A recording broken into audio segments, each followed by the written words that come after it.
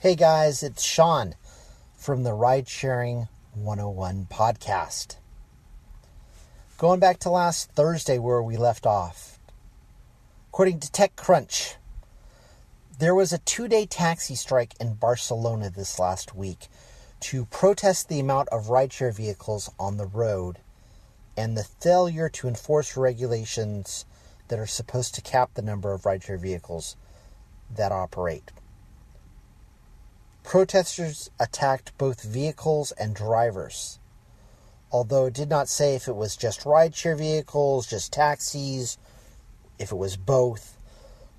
Anyway, there were attacks, there were riots, it wasn't good. And this story will take on more importance later on in the podcast, so keep it in mind, I'll loop back to it.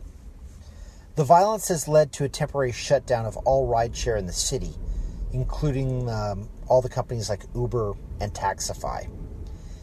And it's interesting to note because in Barcelona, the ratio is supposed to be 1 rideshare vehicle per 30 taxis. And evidently, rideshare companies have been buying up taxi licenses so they can have a greater presence. Both the sides have condemned the violence. And obviously, I condemn the violence as well.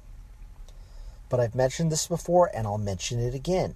If the rideshare companies had made the good business decision to meet with the competition before they entered the market, many of these problems could have been avoided. And I know back before tattoos were trendy, there were only a handful of ink shops in any particular city. You could literally count them on one hand. And folklore goes that if someone came in without showing the proper respect to the established shops, these new shops were often vandalized or burnt out. It's kind of like Starbucks opening a shop right next to an established mom and pop coffee shop. It's perfectly legal, but it's a total Richard move. It's something that you just don't do. Moving on. And I'm going to butcher this name, but Karim Busta, I believe, former Tesla Vice President of Worldwide Service and Customer Experience, has been hired by Lyft to be the Vice President of Driver Experience Operations. He'll oversee the new Lyft hubs for drivers and their rental program, Express Drive.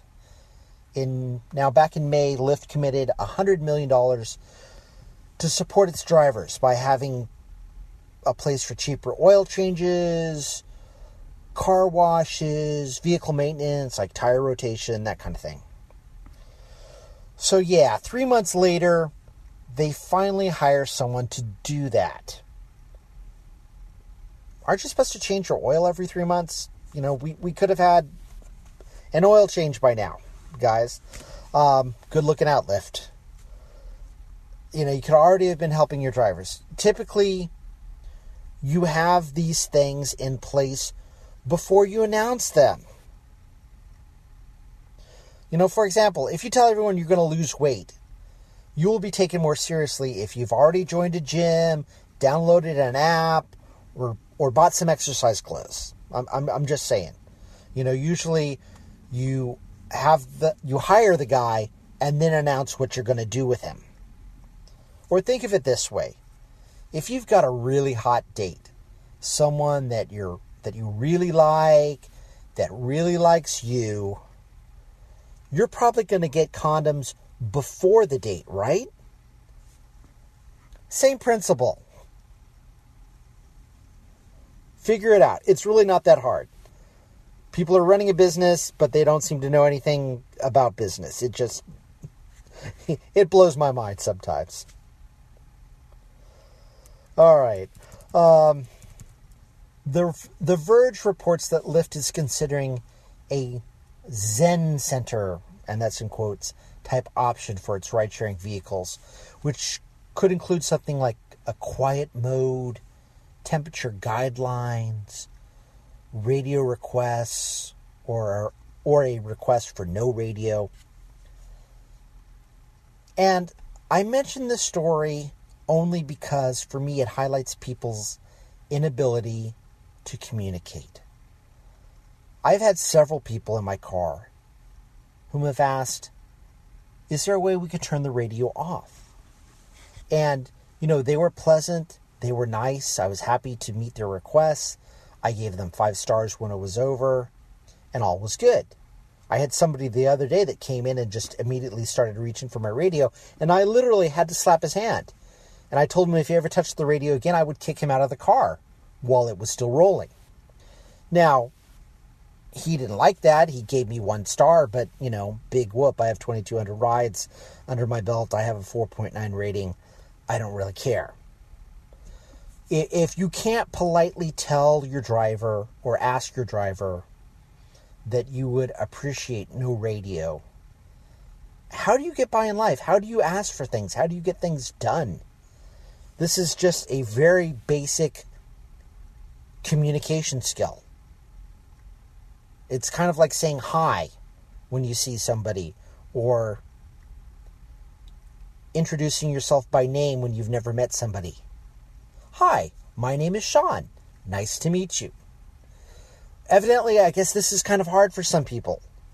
It boggles the mind, but this is the society, unfortunately, that we're living in today. So I would encourage all of you to communicate in a pleasant, peaceful manner. Okay, moving on. Reuters reports that Stephen Dickerson is suing Lyft over its ride-sharing patents that he says he owns. So actually, they're not Lyft patents, but they're he's suing them because they're using his patents, I guess. Now, this guy invented a system that allows GPS to communicate with cell phones and bill and sort of interact all together. And he did this back in the 90s, in 1999. He, I guess, allowed Georgia Tech to hold on to the patents, but they were allowing other people to infringe upon them, so he reacquired them, and now he's trying to enforce them. So basically, he wants to get paid for his work, and he very well might. I'm sure we will hear more about this in the future, so, keep posted, check the podcast. And moving on, over the weekend, Bruce Schaller, former traffic official in New York City, reports that rideshare drivers are creating 5.7 billion miles, and that's with a B, billion, of traffic per year. And evidently, passengers are not giving up their cars. They're simply giving up on mass transit. In other words, buses, trains, boats, instead of using those forms of transportation, they're taking an Uber or a Lyft or a Taxify or a Juno or, a Bounce, whatever. So all the arguments that have come from the rideshare companies saying, hey, look at us, we're replacing vehicles, aren't we great? Those are simply not true. Those arguments aren't true. What they're doing is they're replacing buses and trains, which are subsidized by the cities and the states. Now, if less people use these forms of transportation, then less transportation will be available for the people who really need it. So, it's interesting to note, because I was listening to National Public Radio the other day, and they were talking about Tesla, which has completely electric vehicles. And they were saying that since the Tesla owners don't have to buy gas, they're not paying state taxes that support roads, bridges, tunnels, and other infrastructure. So basically, they're getting to use all the roads, tunnels, and bridges for free. And if this trend continues, how are we going to pay for that infrastructure going forward? I don't have the answers, but I'm just asking the question, and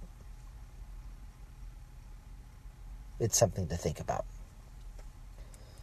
And at the beginning of the podcast, remember the story about the riots in Barcelona? Well, Reuters reports that as soon as August 8th, New York City will vote on some rideshare proposals that could curb the amount of rideshare vehicles in New York and the outlying boroughs. Now, what the exact proposals are is a little bit in question. It appears that the city is not issuing or allowing the rideshare companies to issue more licenses for new drivers until then, for about a week and a half. I'm not quite sure how that works because I don't drive in New York. If somebody wants to comment on that, that would be awesome.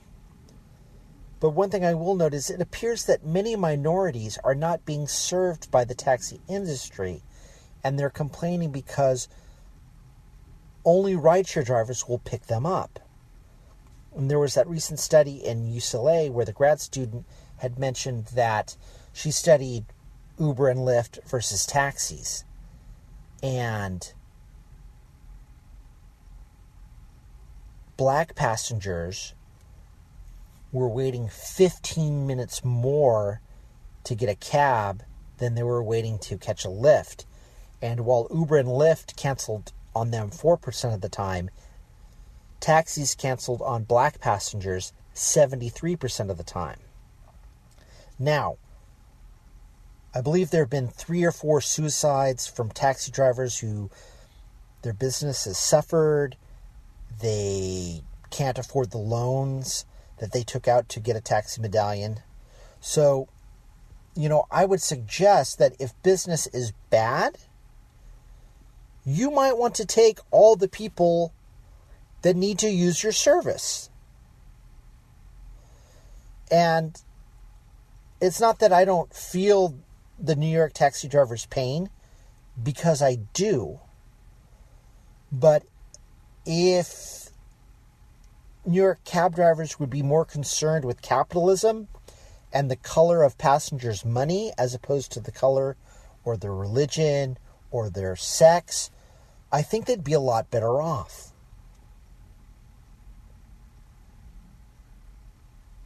Something to think about. And the next story, it's kind of a crazy story, and possibly literally. Evidently what happened is Betty Jo Halter, 44, of Florida, was arrested for allegedly holding a Florida rideshare driver hostage with a gun for 2.5 hours and making her drive around a neighborhood looking for a person named Michael. Yeah, folks, you can't make this stuff up. The driver pulled up to a passenger who was at a storage facility with a service dog, quote-unquote service dog, and she began loading a bunch of items from the storage facility into the driver's car, even after the driver told her not to do so. The passenger then pulled out a gun from a pink Coach purse, and that's when everything went to hell in a handbasket. The passenger basically said that she was working for her, so she had to do what she said. She made the driver drive around for 2.5 hours until eventually she was able to escape. She called 911 and the police showed up.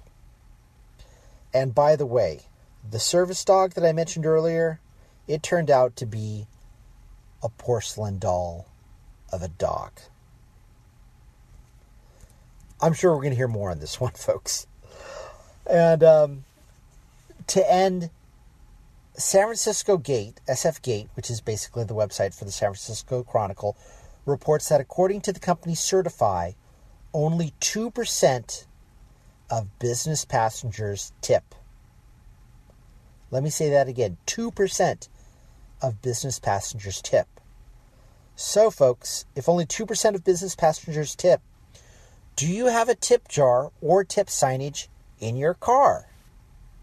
You should. And this is one of the many points I go into in my ebook. Go to the website, Ridesharing101.com. I have the ebook. It's $15. If you use the code OFF4U, OFF, the number 4U, you get $5 off, and you can get it for $10.